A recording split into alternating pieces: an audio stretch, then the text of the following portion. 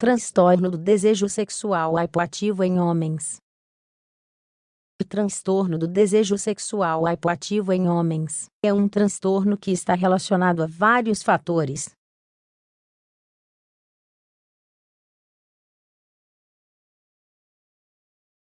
O transtorno do desejo sexual hipoativo em homens é uma alteração caracterizada quando o indivíduo afetado deixa de sentir necessidades sexuais em situações que anteriormente teriam aumentado sua libido. O homem dificilmente experimenta excitação.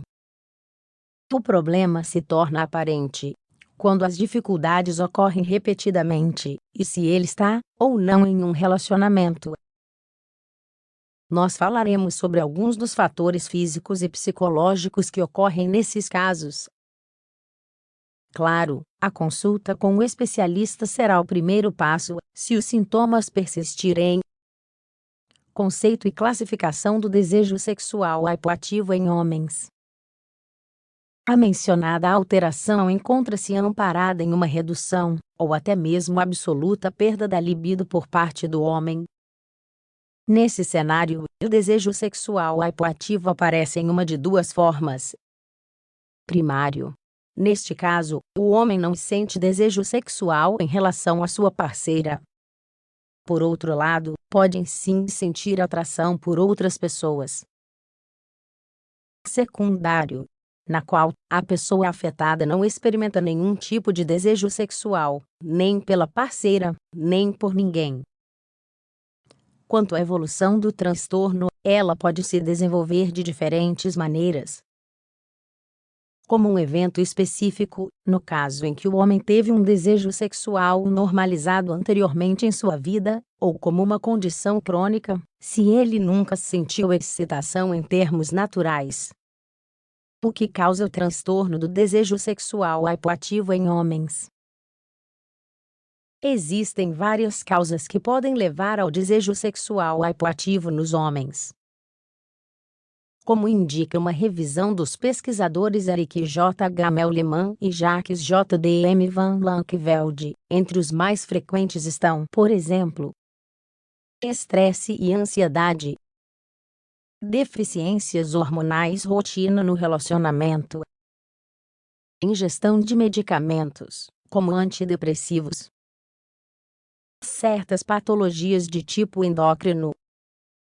No entanto, dada esta variedade de condições, e a coexistência comum entre elas, muitas vezes é difícil separar aquelas de origem bastante orgânica, daquelas que representam aspectos principalmente psicossociais. Aconteça o que acontecer, na medida em que seja possível identificar os diferentes fatores envolvidos, a forma de enfrentar o problema também será mais precisa. Vamos agora examinar essas categorias de variáveis separadamente. Causas orgânicas. Essas causas correspondem a certas doenças crônicas, como nos rins, fígado, insuficiência cardíaca ou diabetes. Da mesma forma, certas alterações nos níveis hormonais também influenciam, que se manifestam em maior proporção durante a andropausa. Ou seja, no momento em que a concentração de testosterona, hormônio sexual masculino relacionado ao desejo, começa a diminuir gradativamente com a idade. Por outro lado, é preciso mencionar que a ingestão continuada de álcool, drogas ou medicamentos está associada, por sua vez, ao transtorno do desejo sexual hipoativo em homens. Causas psicossociais. Conforme observado em um artigo da psicóloga canadense Loria Brotto, o estresse está frequentemente presente em homens que apresentam desejo sexual hipoativo. Esse é um dos fatores que se torna mais importante, seguido pelos problemas que afetam diretamente o relacionamento, caso o homem se encontre em um. Nesse sentido, déficits de comunicação, perda de confiança na parceira ou outros conflitos no casal, costumam ser os principais motivos. Outro dos aspectos psicossociais a se considerar referem-se à vivência de experiências traumáticas. Por exemplo, repressão excessiva durante a infância, ou ter sofrido abuso sexual. Por outro lado, outras dificuldades com o sexo, como a ejaculação precoce ou a incapacidade de manter uma ereção, desencadeiam sentimentos de frustração. Às vezes, esse desconforto também inibe a excitação. O que fazer para resolver isso? Como podemos ver, o desejo sexual hipoativo nos homens responde às mais diversas causas. Por este motivo, e se a alteração se manifestar de forma persistente, é prioritário procurar ajuda profissional.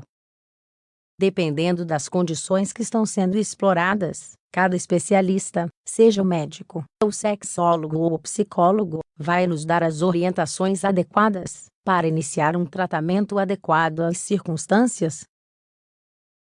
A solução nesses casos é possível, mas para isso será fundamental reconhecer o problema e solicitar os conselhos necessários para enfrentar a situação.